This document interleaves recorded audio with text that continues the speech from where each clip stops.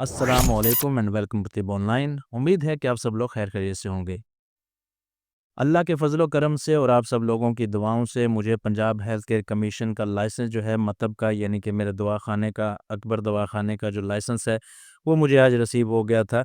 तो मैंने सोचा कि ये गुड न्यूज़ जो है आप लोगों के साथ भी मैं शेयर कर दूं।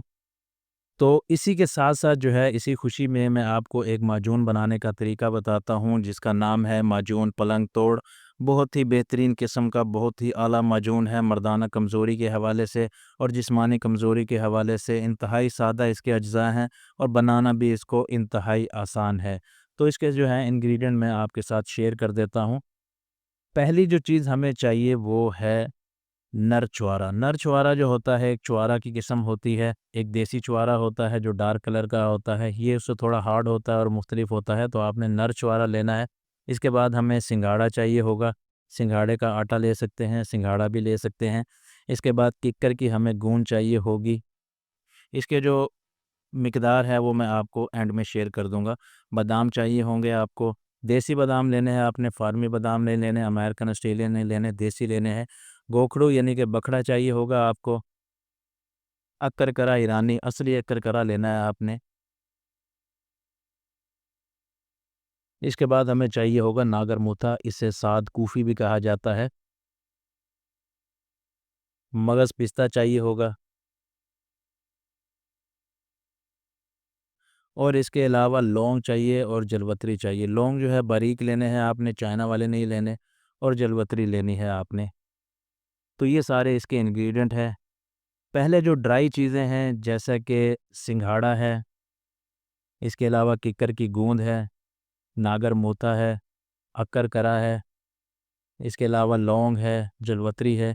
ये जितनी भी ड्राई चीज़ें हैं इन्हें पहले जो है ग्राइंड कर लेंगे क्योंकि इनका पाउडर जो है वो सही तरीके से बन जाता है। अगर बाकी चीज़ों को ऐड करके हम अगर इसका पाउडर बनाएँगे वो सही तरीके से नहीं बनता। तो इसीलिए पहले जो है ये सारी ड्राई चीज़ों को हम ग्राइंड कर लेंगे जो कि बारीक पाउडर बन जाएगा। तो जैसे ही इसका बारीक पाउडर बन जाता है तो बाकी की जो आइटमें हैं जैसे कि नर छुआरा है, इसके अलावा बादाम मगज़ है और इसके अलावा पिस्ता है, ये बाद में ऐड करने हैं। बाद में ऐड करने की यही वजह होती है कि जो पाउडर पहले बन चुका होता है उसके अंदर इसको अच्छी तरह मिक्स कर दें ताकि जो है इसके अगर तेल भी निकले ग्राइंड करते हुए तो वो जो पाउडर है उसे अच्छी तरीके से चूस लेता है। वरना अगर आप बगैर इसे पाउडर पहले किए और मिक्स कर देंगे तो वो जो है अक्सर तेल निकल आता है, चीज़ें सही तरीके से ग्राइंड नहीं होती और इसी वजह से मोटी रह जाती हैं और माजून जो है वो सही तरीके से नहीं बनता और खाने में भी अच्छा नहीं लगता और भरपूर जो है इसका फ़ायदा भी नहीं होता। इसलिए जो है इसको बाद में ऐड करके ग्राइंड कर लिया जाता है जैसा कि मैंने किया है। यहाँ पर एक चीज़ मैं भूल गया था, मगज़ पम्बा दाना भी चाहिए होता है, वो मैं भूल गया था लेना, इसलिए बाद में मैंने इसे ग्राइंड करके इसके अंदर मिक्स कर दिया था सारे पाउडर के अंदर और उसके बाद मैंने उसे अच्छी तरह मिक्स कर दिया था। इसके बाद हमें चाहिए होगा सोडियम बेंज़ोएट।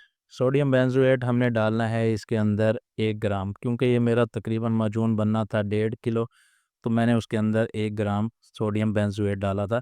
ये अगर ना भी डालें आप तो कोई मसला नहीं है, ये इसलिए डाला जाता है ताकि ये ख़राब ना हो। दूसरी चीज़ जो है रूह केवड़ा है, ये भी ऑप्शनल है, ये खुशबू के लिए होता है। इसको डालने का मकसद ये होता है कि इससे जो है माजून की खुशबू अच्छी आती है, ज़ायका अच्छा आता है। इसका फ़ायदा ये होता है कि अगर लंबे अरसे तक भी इंसान इस माजून को खाता है तो उससे कोई परेशानी नहीं होती, माजून मज़ेदार लगता है। इसे ना भी डालें तो कोई फ़र्क नहीं पड़ता ऐसा ख़ास, तो ये ऑप्शनल है। तो मेरा जो ये सारा पाउडर बना था, ये बना था 400 ग्राम, तो इसीलिए मैं इसके अंदर 1200 ग्राम शहद को ऐड करूँगा। ये स्क्रीन पर मैं नुस्ख़ा शेयर कर रहा हूँ इस माजून का।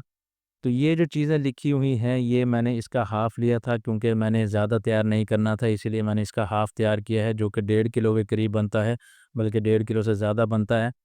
तो आप अपने हिसाब से इसको एडजस्ट कर सकते हैं, जितना आपने तैयार करना हो। तो ये मिकदार मैंने इसकी जो है शेयर कर दी है आप लोगों के साथ। अब शहद में डालने के 2 तरीके होते हैं, एक तो ये होता है कि शहद को गर्म करके उसके अंदर जो है ये सफ़ूफ़ डाल दिया जाए और दूसरा तरीका ये होता है कि ऐसे ही शहद के अंदर आप इसको मिक्स कर दें। मिक्स आपने अच्छी तरीके से करना है, अगर शहद को गर्म करके डालते हैं तो उससे फ़ौरन तैयार हो जाता है, मगर अगर ऐसे ही शहद के अंदर मिक्स करते हैं तो ये 3 से 4 दिन ले जाता है बनने में। माजून पलंग तोड़ के अगर फ़वाइद की बात करें तो इसके बेतहाशा फ़वाइद हैं। पहले तो मैं आपको ये बताता चलूँ कि मेरी कोशिश यही होती है कि ऐसी अद्वियात के बारे में आपको बताया जाए जिनका रिज़ल्ट 110% होता है और साइड इफ़ेक्ट उनका बिल्कुल ज़ीरो होता है। तो ये माजून जो है इंतहाई पावरफुल है, इसीलिए इसे माजून पलंग तोड़ कहा जाता है। ये हर किस्म की मर्दाना कमज़ोरी को जड़ से ख़त्म कर देता है। तो इस माजून का अगर आप इस्तेमाल करेंगे तो इससे आपकी मनी जो है इंतहाई गाढ़ी हो जाएगी और इसकी वजह से सूरत-ए-ज़ाल का मसला जो है 100% ठीक हो जाता है। मर्दाना टाइमिंग जो है कम से कम इसके इस्तेमाल से 10 मिनट तक हो जाती है। इसके अलावा ऐसे अफ़राद जिन्हें जरियान का मसला होता है, लड़कियों से फ़ोन पर बात करते हुए उनके जो है उज़्व ख़ास में जैसे ही सख्ती आती है तो साथ ही कतरे आने लग जाते हैं, लेस आने लग जाती हैं जिससे उनके कपड़े ख़राब हो जाते हैं। तो इसके इस्तेमाल से वो भी दूर हो जाता है। इसके अलावा ज़कावत हिस्स का मसला हो, हिस्स उज़्व ख़ास की बड़ी हुई हो, वो भी नॉर्मल हो जाती है। इसके अलावा ऐसे अफ़राद जो कि औलाद के ख़्वाहिशमंद होते हैं मगर उनमें जरासीम की कमी होती है, तो इसके इस्तेमाल से जरासीम की कमी भी दूर हो जाती है। ये है तो इंतहाई सादा नुस्ख़ा मगर बहुत ही कमाल का नुस्ख़ा है। ऐसे अफ़राद जिनके जिस्म में असाबी कमज़ोरी रहती है, जिस्म में दर्द रहता है, कमर में दर्द रहता है, पट्ठों में दर्द रहता है, पिंडलियों में दर्द रहता है, जोड़ों में दर्द रहता है, तो इसके इस्तेमाल से हर किस्म के दर्द भी दूर हो जाते हैं। पट्ठों को ये ताकतवर बनाता है, असाबी कमज़ोरी को दूर करता है, असाब को ये मज़बूत करता है।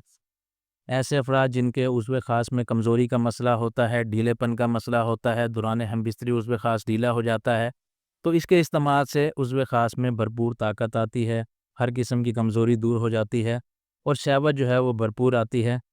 ऐसे अफ़राद जिनका हमबिस्तरी करने के बाद कई-कई दिन तक हमबिस्तरी करने का दिल नहीं करता या फिर ऐसे अफ़राद जिनका हमबिस्तरी करने के बाद जिस्म में दर्द रहता है, कमज़ोरी रहती है, तो इसके इस्तेमाल से हर किस्म की कमज़ोरी दूर हो जाती है।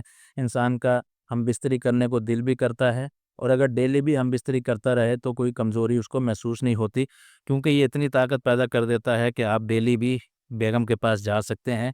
आपको कोई भी मसला नहीं होगा अल्लाह के फ़ज़ल से।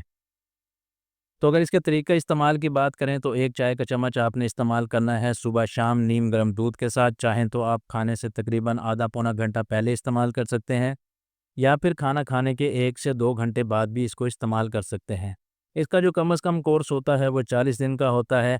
इसके अलावा आप इसे 60 दिन तक भी इस्तेमाल कर सकते हैं।